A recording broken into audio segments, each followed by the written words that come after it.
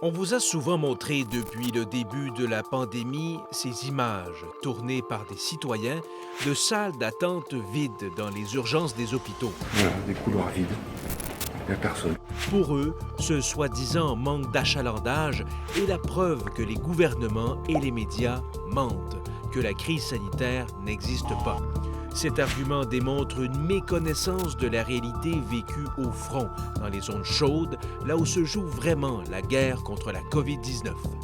On vous propose donc aujourd'hui une incursion dans la zone chaude de l'hôpital Maisonneuve-Rosemont, à Montréal, en compagnie du chef des soins intensifs, le Dr François Marquis.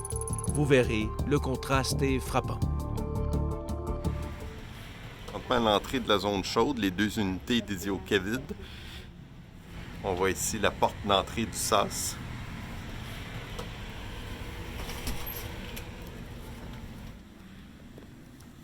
Tous nos patients ici sont très COVID et très malades.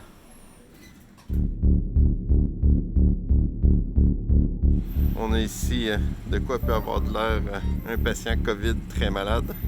Donc on a la machine de dialyse à gauche. On a le respirateur, le diffuseur de NO, la nourriture, les moniteurs. Le patient est ici depuis plusieurs semaines. On a ici nos autres patients COVID.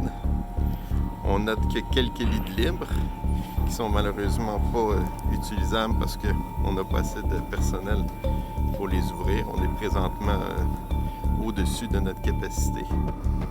La deuxième zone qui était dédiée au COVID, on a un autre patient COVID ici, qui lui aussi est ici depuis plusieurs jours.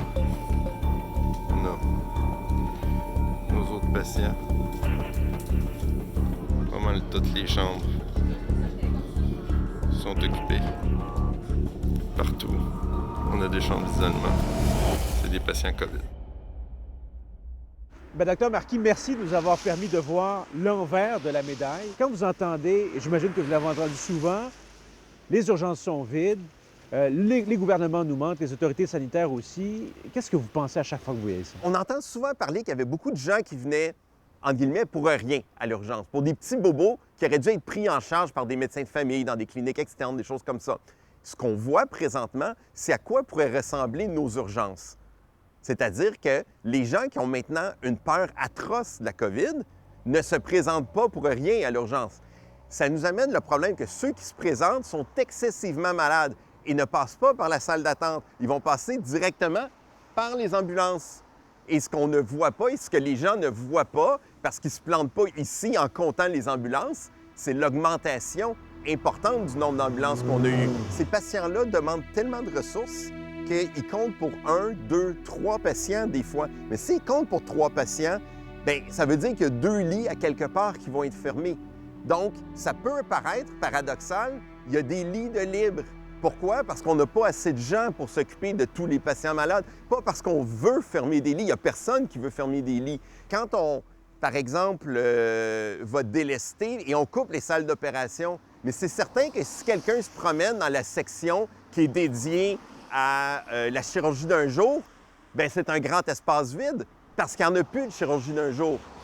Là, ce que je vous propose, Dr Marquis, c'est que je vais vous évoquer certaines de ces fausses nouvelles zombies, qu'on les appelle, celles qui refusent de mourir dans le contexte de la COVID-19. Qu'en pensez-vous des gens qui disent et qui affirment « Où sont les autopsies? Je les vois pas. » C'est louche. On fait une autopsie pour 2 raisons.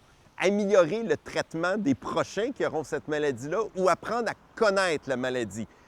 Il y a eu des millions de morts avec la COVID. Les autopsies qu'on a eu à faire ont toutes été faites au début. On n'a juste pas besoin d'une autopsie et demander des autopsies quand ce n'est pas nécessaire, c'est non éthique et c'est un grand manque de respect pour les patients et leurs familles. Des gens qui disent « Bon, mais il y a seulement 3 des décès qui sont réellement attribuables à la COVID-19. » Celle-là, je l'aime bien parce que je peux voir d'où elle vient. C'est la question des comorbidités.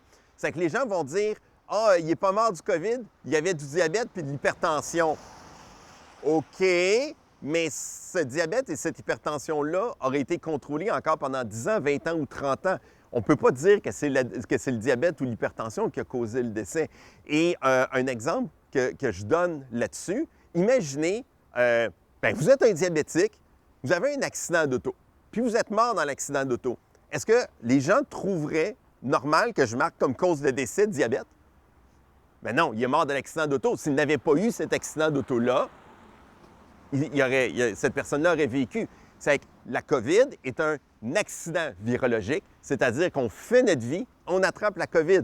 Oui, nos comorbidités vont avoir un impact à savoir à quel point notre corps va être outillé pour se défendre.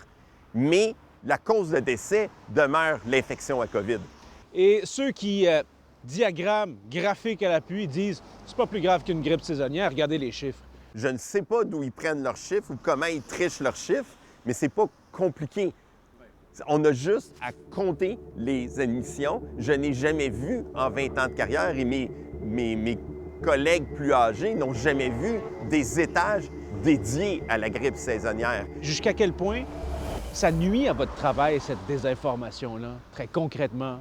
Bien, concrètement, c'est un extraordinaire saboteur de morale parce que quand les gens se donnent jour et nuit sur des quarts de travail qui n'ont plus de sens, puis qu'on se fait enlever notre accès à nos familles, à nos loisirs, à nos vacances, et qu'on se fait dire qu'on feint, que tout ça n'est pas vrai, ça détruit complètement à l'intérieur cette envie d'aider le prochain, puis de se dire, mais pourquoi on fait ces sacrifices-là? De façon plus étendue, ce qui est encore pire, c'est que ça nous crée des nouveaux cas qui vont être expliqués par ces gens-là de toutes sortes de façons farfelues. On a des gens qui, sur leur lit de mort, nous ont dit qu'ils n'avaient pas la COVID, que c'était pas vrai. Vous l'avez entendu, ça? Je l'ai entendu. Des familles qui ont complètement nié. Toute la famille est positive pour la COVID. Leur proche est en train de mourir. « Oh non, mais c'est pas nous autres qui a donné ça, c'est le gouvernement. » Je l'ai Pour vrai? entendu. On l'entend. Qu'est-ce qu'on répond à ça? Rendu là, je pense que je réponds plus. Je souris, je m'occupe du patient. Moi, je suis là pour le patient.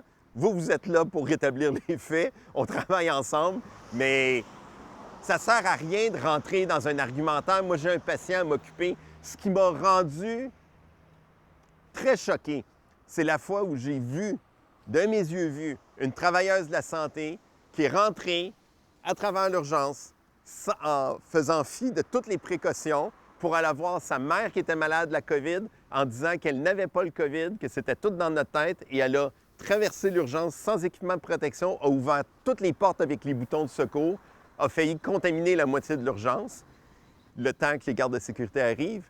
Ça, c'est la fois où j'étais beaucoup moins compréhensif.